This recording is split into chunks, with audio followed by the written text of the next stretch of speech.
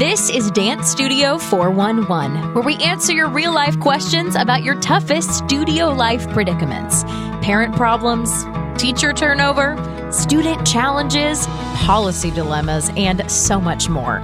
Let's talk about what's keeping you awake at night and what you can do about it. Here are your hosts, Suzanne Blake Gerety and Jill Tirone.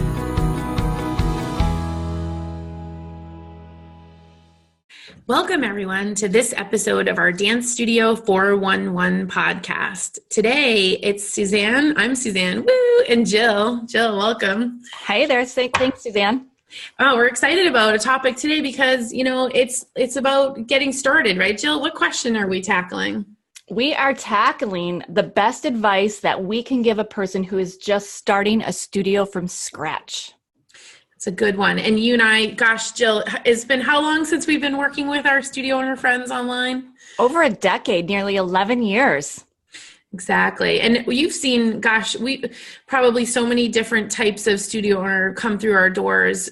About how many are usually in startup mode that we've seen over the course of time? Gosh, it's usually the majority. A good chunk of our members and the people that have come through our doors are in this particular phase in their career. And that's the studio startup phase where they're either dreaming or thinking about starting the studio, or they've got pen to paper, they're writing their business plan.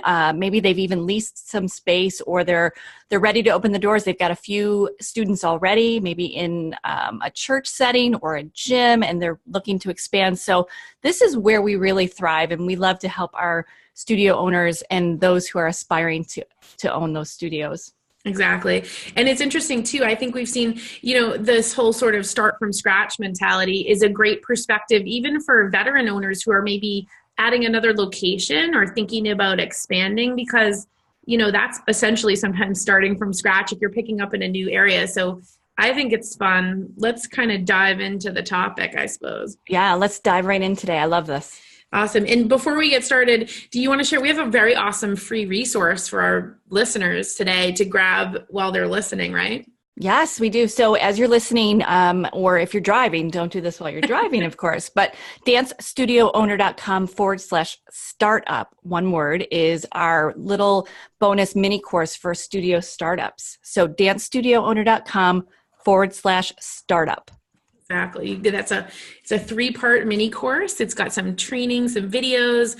We're super proud of it because it really gets you accelerated right off the ground. So let's dive in to this question, which we know was submitted from a listener, and we just love questions like this. So I think the first place to start, when you're getting started from scratch, is you've got to know your why. We talk about this a lot, and sometimes people think, well, what's the big deal? Here's the deal. Your why is so important because it's going to help you stay focused when the times get tough, when the parents get on your nerves, when you don't know how you're going to make ends meet sometimes when you're getting started. You've got to know your why. And this can be anything from the reason behind your studio could be your passion for teaching. It could be that you really want to make a difference with the dancers in their training. It could be to get out into your community to reach different populations of dancers. Maybe you want to teach children with special needs, or you want to teach adult dancers. Whatever that is for you, really take the time when you're getting started from scratch to declare your why and put it in writing for yourself, right, Jill? But also, a lot of studio owners choose to turn that into their mission statement. And where else could you use your mission statement, I suppose? Yeah, I think that's a great idea, because your mission statement and this why goes back to really the heart of your business and the heart of why you're doing it. And, make it, I think, a little bit more than simply, I want to pay the bills. That's important, of course, but that'll come with time as you grow your business. So having it be something that's very specific, like you mentioned, working with adult dancers, or maybe working with children with special needs, or something that's really close to your heart, that will help you really define it even more and narrow it down. But going back to this why statement and this mission statement that you may create from the why is great, because that can be on your website forward facing. It can go into emails and social media campaigns. It can be all part of your branding and your marketing. Exactly, which you're all taught great classes on for our listeners. So the reason why the why is so important is because, we've surveyed thousands of dance studio owners, and we asked them, what do they wish they had known before they started? So we're going to talk about that, because this goes back to, it's not if you're going to have problems to solve running a business, it's when. And so these are some of the things that our experienced studio owners would share and give guidance to anyone starting from scratch. So and this is not to scare you or to make you nervous, but it's that they wish they had known how time consuming the administrative part of running a dance studio is. Mm-hmm. They wish they had known that it really is impossible to make everyone happy. So that goes back to your why. Remember, you're going to have some customers that don't love you as much as you wish you did, but stay the course with what you're doing. They wish they had known that running a dance studio truly is a business. To put all those agreements in writing, those are all the policies and procedures and contracts, put them in writing. Focus your energy on what you do well. Jill, you speak on this a lot about leveraging your skill set. What else anything else you want to say about that? Yeah, this will differentiate you in the market. If you really go through and look at what sets you apart and what you do really well, this is going to help you put some focus into everything that you're doing. Exactly. Which the studio owners that shared, what do I wish I had known when I was starting from scratch, that you really can't do it all. It's a recipe for burnout to try to do everything yourself. So if you can start from scratch knowing, okay, I'm really great at teaching the dance classes, but I'm maybe not as great about updating a website or managing the social media, then you need to find either someone to help you or a automation resource to help you keep that going, because it's such an important part of the business. So absolutely. Yeah, definitely. Good advice. Great. So going on, do you have a couple of more of these what we wish we knew when we started? Exactly. Yeah. So starting from scratch, again, I don't want to scare anybody, but I want to keep it real. That's what we do here at Dance Studio. We keep it real, but we also share the love of the business. So that's kind of what all the veteran studio owners say, despite all of the quote things that we have to overcome, I wish I knew how much I actually do love the business now. So getting started, you're excited. Remember to hold on to that love and passion you have, because there will be times when you're tested, but then there's the times when it's truly joyful. The rewards are hard to measure. So that's also why we're here. All right. So the next thing to remember when you're getting started from scratch is there's a lot of daily activities that go into running a successful dance studio that you may or may not have in mind. So we've got a list together from not only what we know takes our own dance studios that we run and work at and have children participate in, but also what our member base shares. So you got to know what it takes to be successful. So before you get started, even picking out a floor, worrying about the color of your walls. You've got to know what you're getting yourself into. So these are some of the top daily activities that experienced and successful studio owners say that they do that contributes to their success. Communicating. You've got to be a great communicator in writing, in person, in emails, on your website, on your social media. Be great about that. You're constantly interacting and problem solving. This can be problem solving something as simple as, there's a road construction down the street and we got to get an email out to parents about a class change of time, to really solving major problems about class placement and dancer drama and all of that. Managing the finances, Jill. This is the part we don't like, right? Yeah, this is a tough one. I don't think there's many studio owners out there who really enjoy the financial part of the business, or, want to be the financial keeper, the keeper of the books for the business, right? Exactly. You've got to have somebody or yourself on your team that's great about collecting payments, paying bills, making sure you have a way to make it easy for people to pay you. The social media engagement. We teach on this all the time, Jill, but before you get started, you've got to have a voice out there, right? Yeah. And I think that's a great thing to segue into as well, because even if you haven't started yet and you're looking at maybe the cost of a website or even where to start with it, you can start very simply by creating your Facebook page and your Instagram account for your studio, or getting started that way. And I think, believe it or not, there are still a few studio owners that I see who run a very successful business only through social media. They do not have a website. So it can be done. So if you're looking for an easy way to get in, start working on your social in Facebook, Instagram, and that will really help. Exactly. That's a good tip. And yeah, starting from scratch, remember that you're going to have to do a lot of the grassroots marketing, the inviting people to the classes, planning those events, the open houses, the trial classes.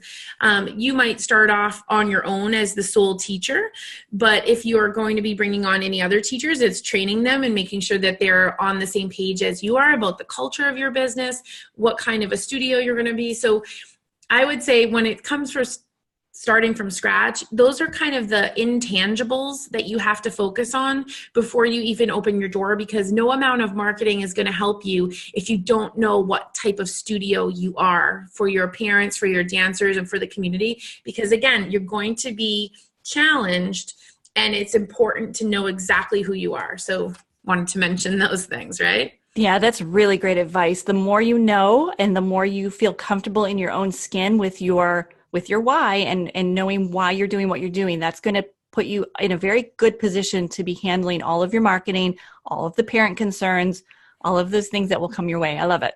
Exactly. So kind of like the last part of this that I want to talk about, starting from scratch, a lot of studio owners want, what is it going to cost me to start this business? What's it actually going to cost? And we sure know that varies, doesn't it, Jill? It does. It varies on the location where you are. It varies on multiple factors. So I think, do you have some advice across the board, or maybe how to find different numbers that you want to look at as you're starting?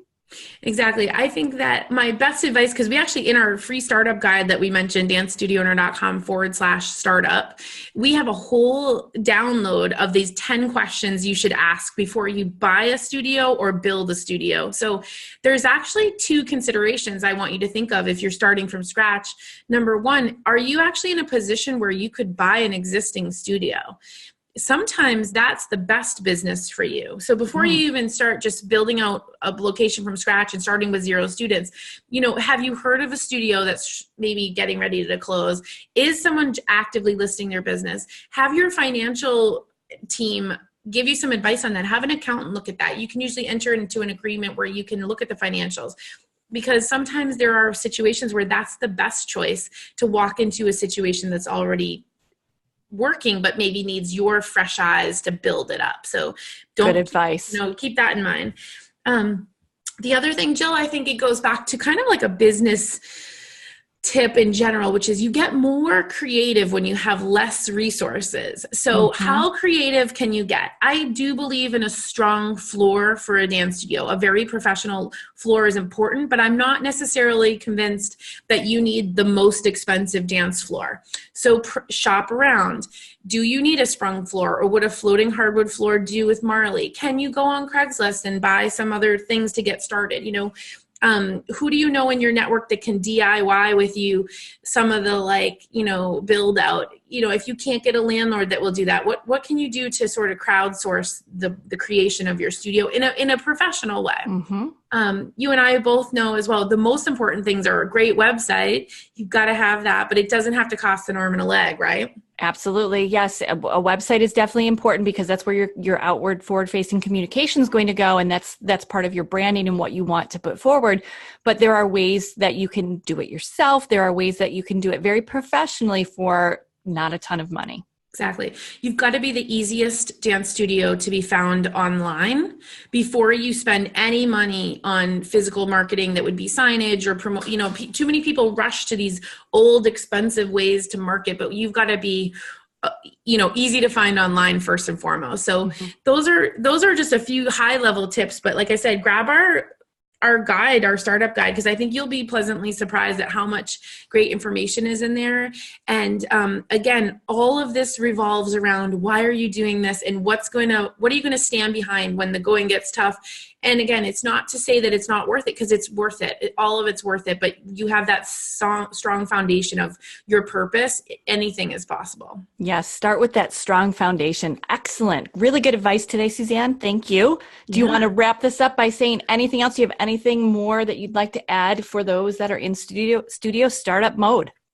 I think the thing to remember is that it's going to feel like letting go of one thing to grab onto another. If you're leaving some other dance studio and it's maybe farther away, that's fine. Sometimes people leave on uncomfortable terms. Other people just start from scratch. You've got to have that confidence in yourself. So remember, half of running a dance studio is your own inner work. Like, trust yourself and make sure you surround yourself with a great community of like-minded business owners, whether they are dance studio owners, business owners, people that will support you with your dream. Because some people will say, oh, that's really hard, or you can't do that. Well, no, actually you can do it. You've got what it takes. Just surround yourself with the right people who will support your dreams. So there it is. Good advice. I love it. Yes, it's important to have that community behind you. And that's, again, why we're here. And that's what we do. We love to build the community of like-minded individuals in this crazy dance studio owner world. So that's the 401. Thanks, Suzanne, for bringing that to us today. And we are here if you need us. So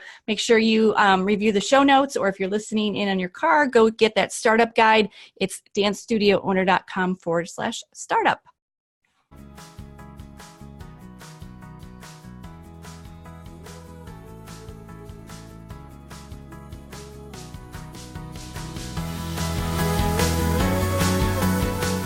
Thanks for listening to this episode of Dance Studio 411.